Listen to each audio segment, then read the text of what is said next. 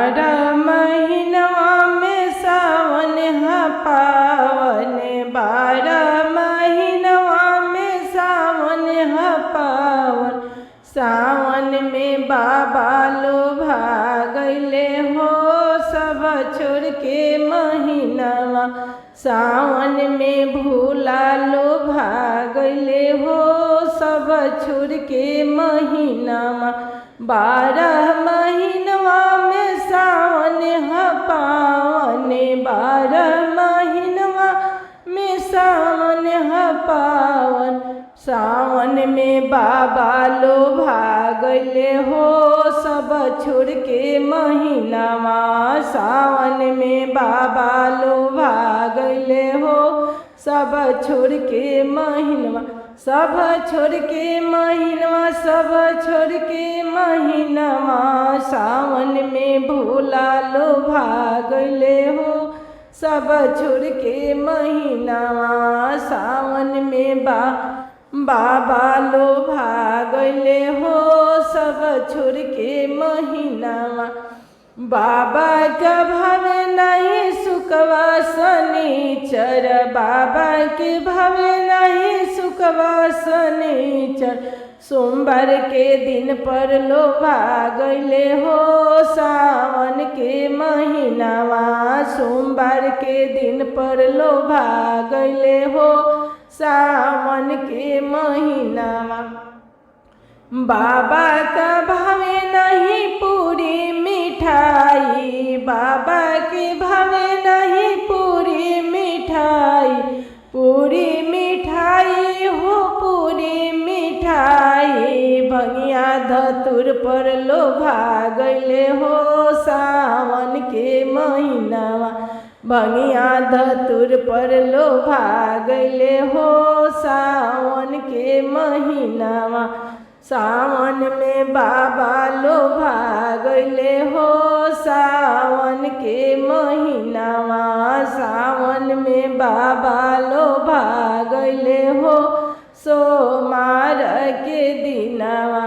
बाबा के भावे नहीं लड्डू मिठाई, बाबा के भावे नहीं महला दो महला।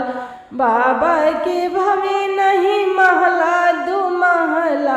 टूटही मरैया पर लोभा गइले हो सावन के महीनवा। टूटही मरैया पर लोभा गइले हो सावन के महीनवा। सावन के महीनवा, सावन के महीनवा। सोमवार दिनवा लोभा गइले हो सावन के महीनवा।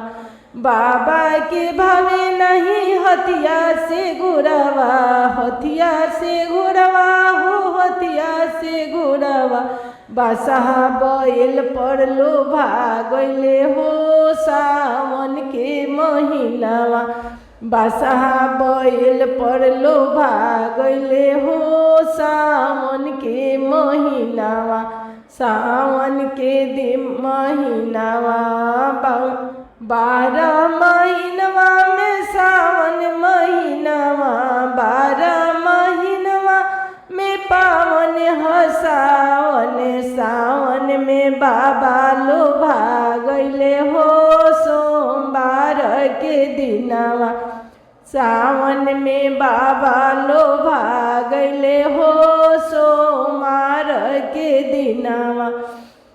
सावन में बाबा लोभा गइले हो सब भक्त के ऊपर।